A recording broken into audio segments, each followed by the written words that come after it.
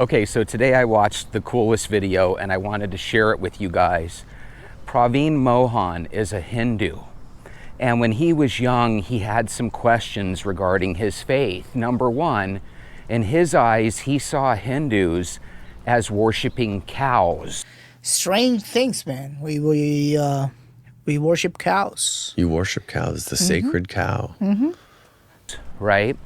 And this was on Danny Jones clips. Danny Jones clips are videos that Danny Jones puts up, and whenever he talks to people, the interviews are always awesome. The only problem is he's one of these YouTubers that interviews people for like 2 or 3 hours, and sometimes it's hard to have that time to invest. So these little clips are cool because a lot of times they're in 10 to 15 minute, bite-sized pieces. So he's talking to Praveen Mohan, and he goes, Danny, you probably ate, who we worship as a god just last night. And Danny goes, not last night, but the night before. In other words, he had a hamburger or a steak, right? And he goes, well, I had a hard time squaring that when I was younger. So you're eating cows, but I'm worshiping them, right? But why? How could humans kind of think of cows as gods? Like what is the relationship? Praveen said that in his opinion, people are here because of cows, right? They give us milk, they feed us, the whole 9 yards. And without cows, there's a chance humans wouldn't be here.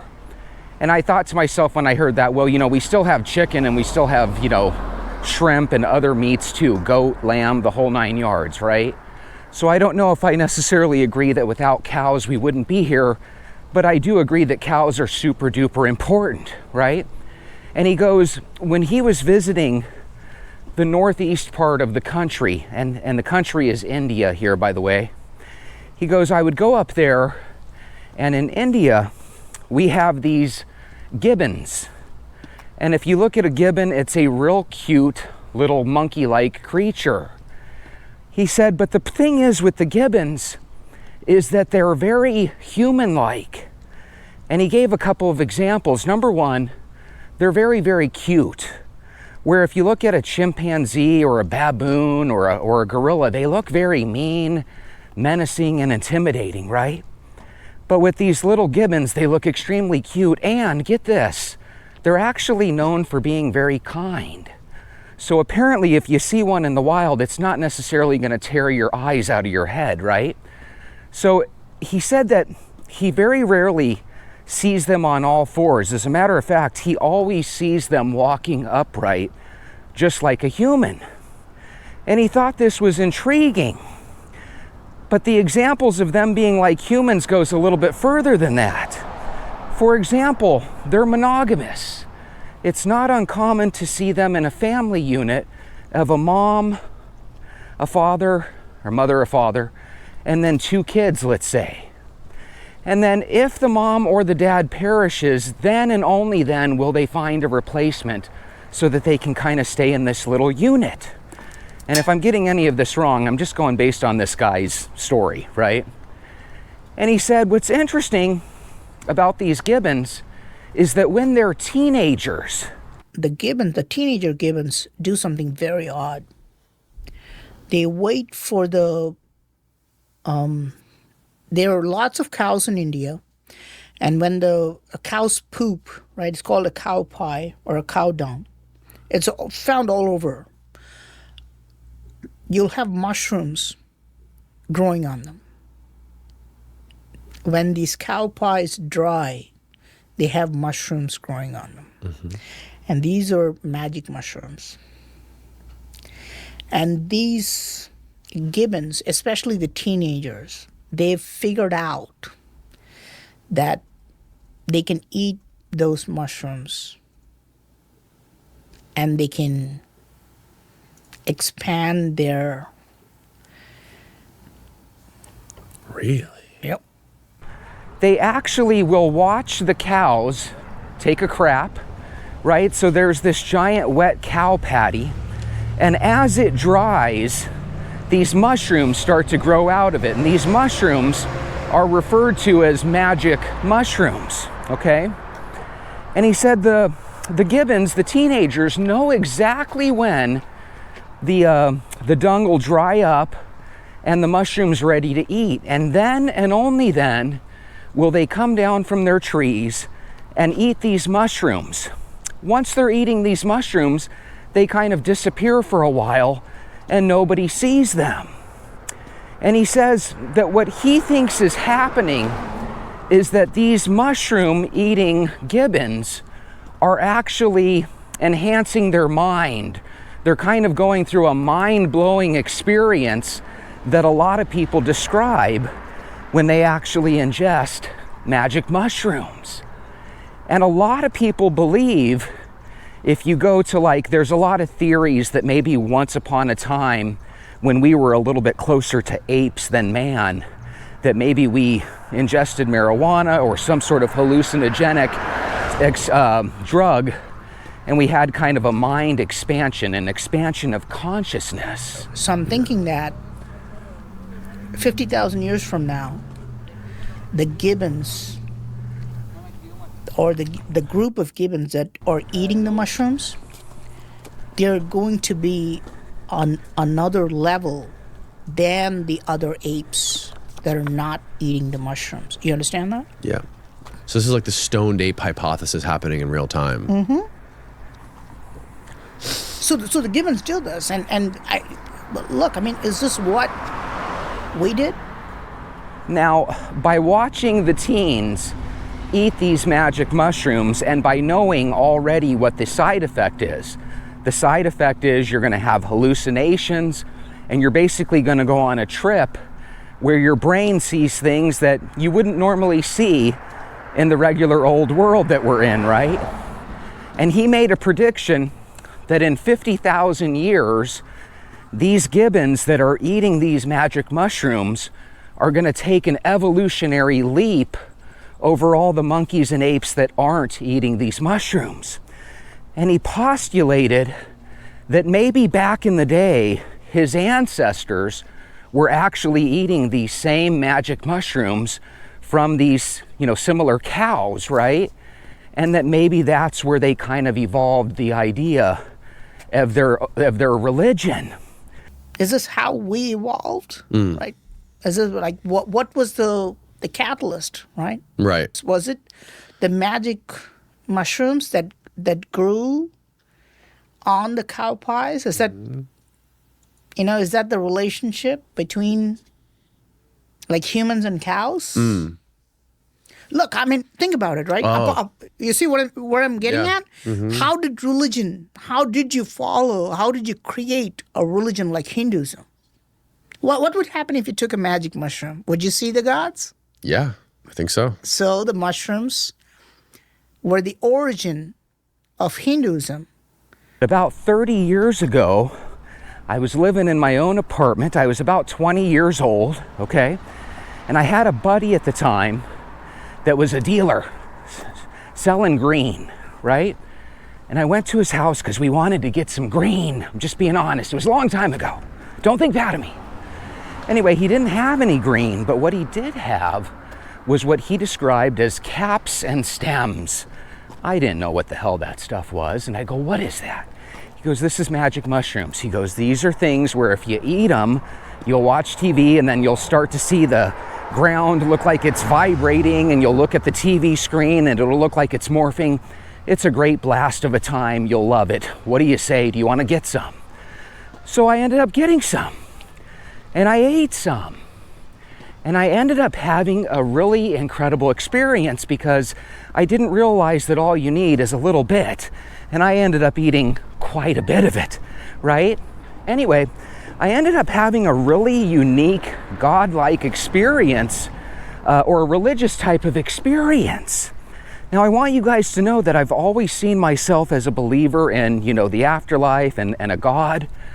I've always been a believer since I was little, but I had moments in my teens and early adulthood where I said to myself, my goodness, I am praying to an imaginary person in the sky. I think all people that question their faith ponder those same thoughts. And I think atheists are simply people that have decided that, yes, that's true, I'm just praying to an imaginary god in the sky. But when I did the magic mushrooms, I had such a unique experience, and some of it even ties back into like simulation theory.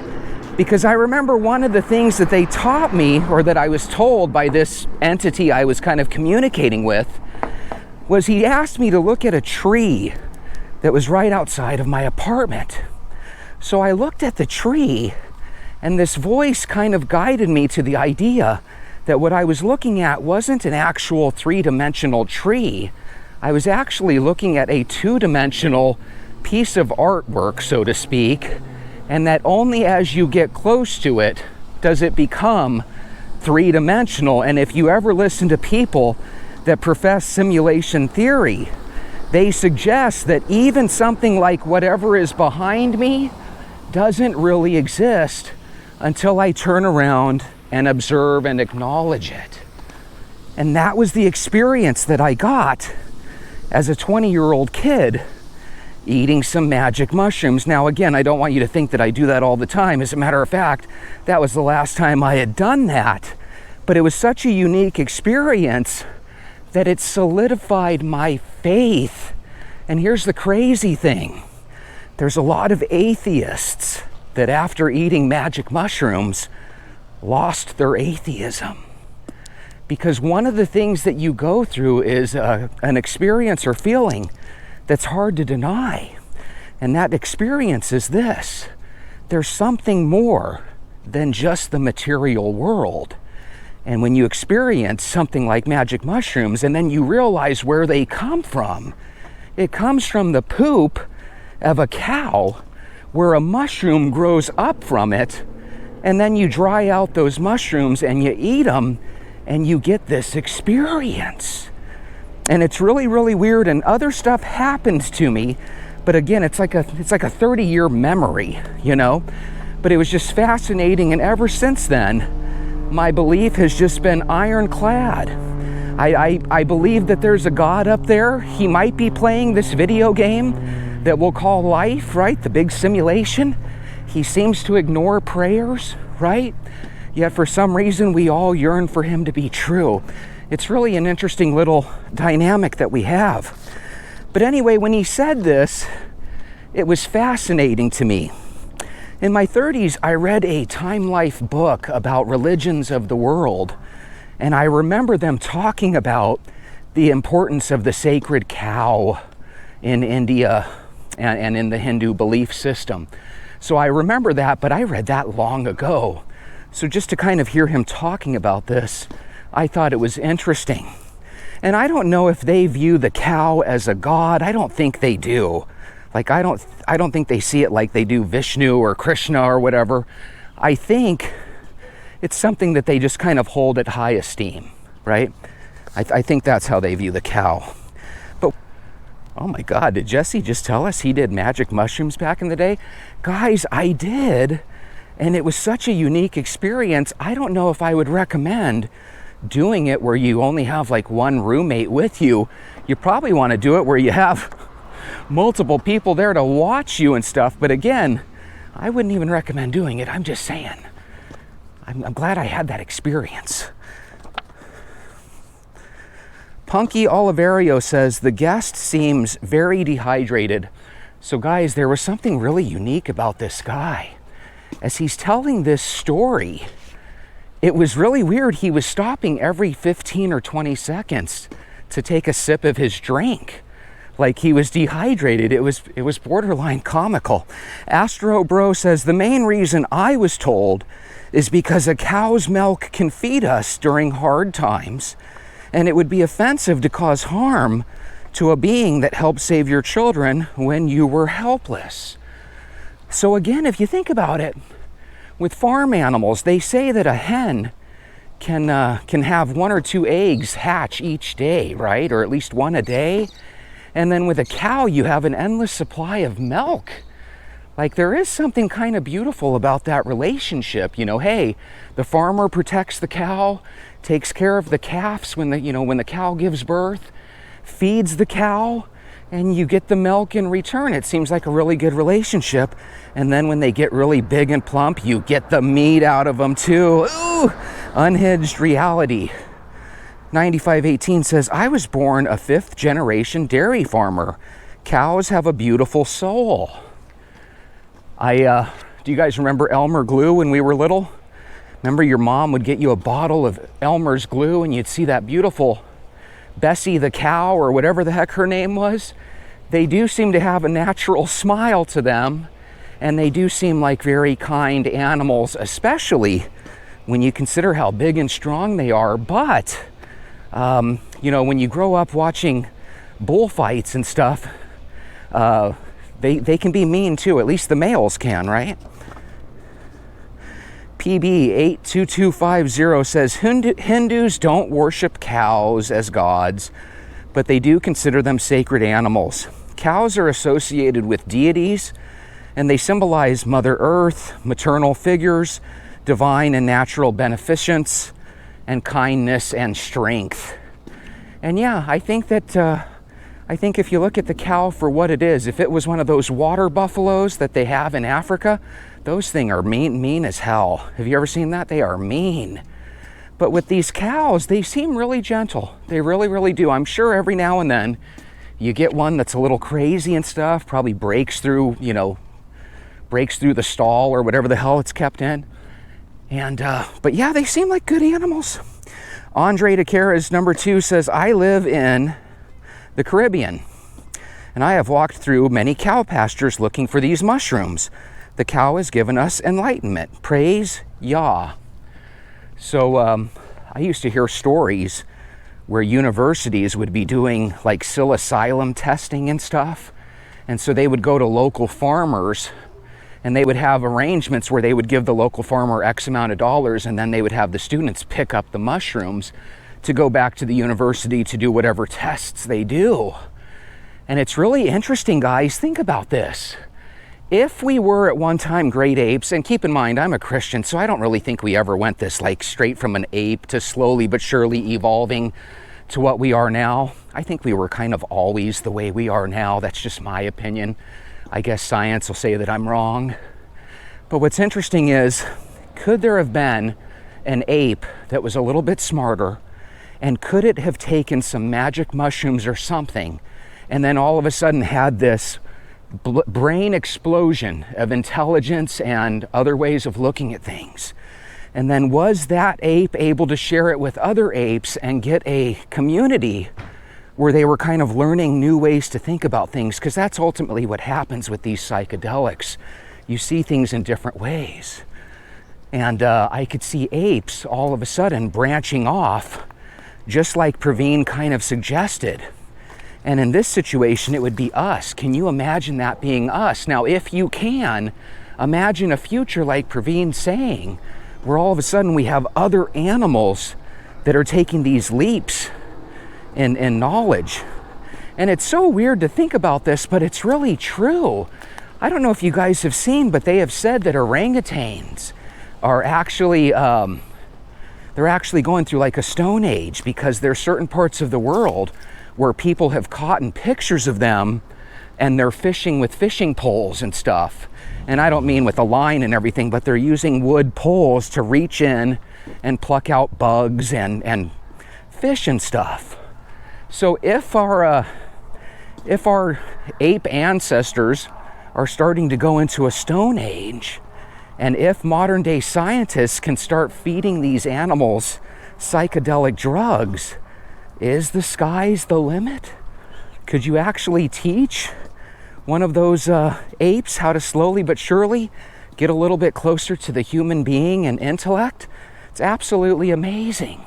But it also sounds a little satanic if you ask me. Anyway, I hope you had a fun walk. These are one of those walks and one of those stories that I find fascinating.